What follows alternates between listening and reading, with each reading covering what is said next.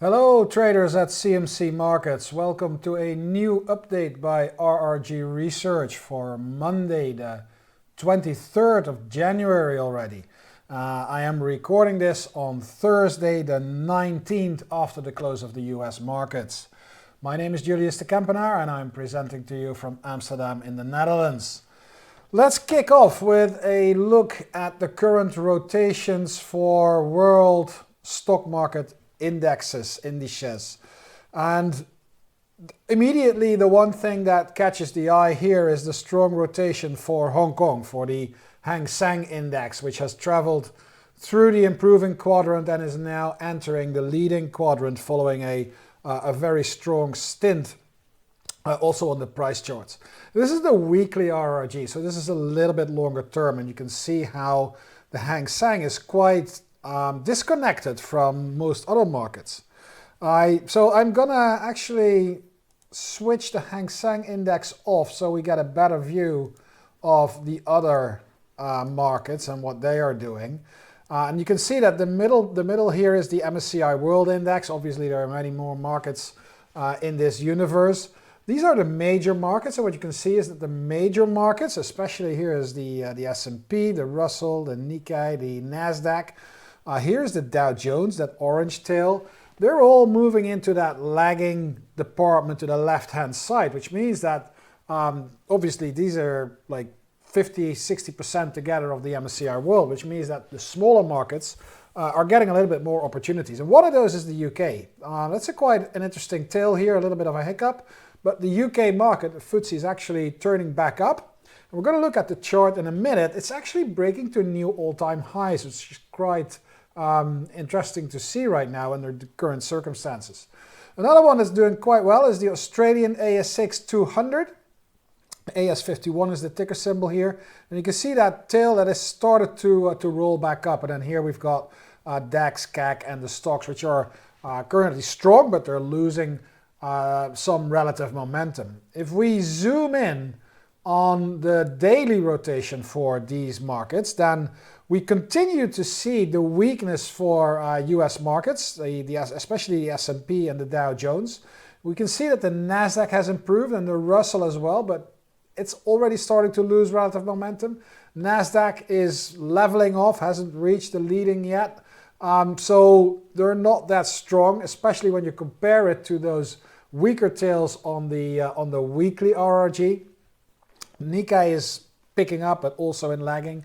What you see here is the Hang Seng is again disconnected from the other markets at very high levels on the horizontal JDK-RS ratio scale. And we know that when something is very strong, goes from leading into weakening and remains at a high level, that the odds are very strong for this tail to actually curl back up and rotate back into leading. And what that tells you is that that is a market that is already in a relative uptrend versus the rest of the world and is now picking up new strength for a second, third, fourth leg in an already rising uptrend. And I think that's what's happening with the Hang Seng Index. The weakness for European markets, stocks, DAX, CAC, you can see that here. And the UK is actually, it's closer to crossing over to the left than the Hang Seng, that's for sure. But you can see that the immediate downside momentum, the immediate downside relative momentum seems to be stalling. And it's very well possible that the tail for the FTSE is actually going to curl back up in the coming week. So that's the big picture for world markets. If we go over a few of those charts really quickly, then I think that the one that's interesting is the Hang Seng Index. I discussed that with you the last time that I was here, which was already last year, I recognize now. So that's quite a while ago, and I hope that Trevor has entertained you good enough over the last few weeks. He'll be back next week, and then we'll be taking turns again. So the Hang Seng Index definitely now out of that falling channel. We talked about the move out of that channel and then coming back, and I told you that is very often the case, that we go to the upside, to the top of that channel. That happened. We had a little hesitation. We're breaking out, and we're now looking to go to resistance around 22,500 for the Hang Seng Index. Whether that's going to be achieved We're going to look at the daily chart for that, where you see that move in a little bit more detail. And we're already in that resistance zone. So I wouldn't be surprised if the Hang Seng Index will show us a little bit more weakness in the next couple of days, maybe a week. But the longer term trend has definitely shifted around. And you can see that those RRG lines have now come off the highs. And I think what we need is a little bit of a corrective move and then a new attack. And especially when the market can take out that 22,000, 22,500 level to the upside in the Hang Seng Index, that'll be a very good signal for more upside follow through. If we go to the FTSE, to the UK, then with all the markets, you would almost forget that there are also markets that are doing really well because, you know, US markets still under pressure. A big debate on whether there's a bull market going on or not. If you look at the major indices, then it's definitely not the case. S&P yesterday just bounced off that falling trend line again. But if you look at the FTSE 100, that's actually pushing against resistance. That's not very abnormal, but it is all-time high resistance, and that is quite interesting given what we've seen in the global markets over the last year probably. So what we're looking at here is the FTSE, which is pushing against all-time high levels, and that's around 7,800. We're in that zone here, and I think that zone can be labeled between, let's say, 7,700 and 7,800. That's the resistance area that we need to watch. Preferably, we should not break lower. There is a little bit of leeway, but I like it when they stay above those breakout levels. And if we can take out 7,800 and the recent highs, that was, what was that? You can see here, 7,708. Here it is 78, 75, 70.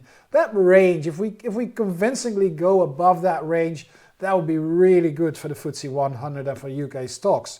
And you can see the relative strength lines here, those RRG lines are trying to put in a new low and start curling back up, making the FTSE one of the stronger international stock markets. If we look at the daily chart, you can see that setback that started yesterday.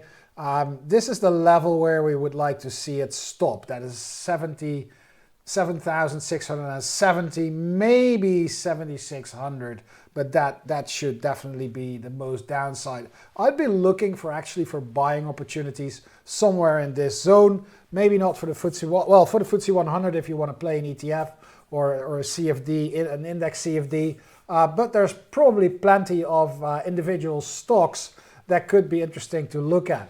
And as you know, we run a scan every week, looking for trading ideas in individual stocks. And because of this breakout, I ran the scan this week on the UK market. And these were the stocks that actually came out as potentially positive.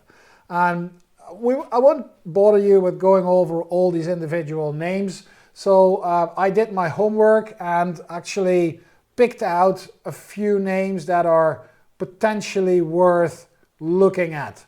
And I've isolated them on this RRG, and you can see that they're HBR, Glen, and CNA.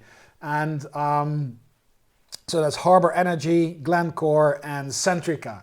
Let's start with Glencore. And if you look here, that is, we rallied above it so the day before. So this was Wednesday. Now Thursday, today, market dropped back below, but the overall strength, those big green candles, especially yesterday, is very strong. Today was sort of an even day, a little bit lower, but an even day. But we're pushing against that overhead resistance, which is kind of in line with what we saw with the FTSE 100. And if you scroll back, if I make this a really long chart, then you can see that this is actually pushing to new all-time highs.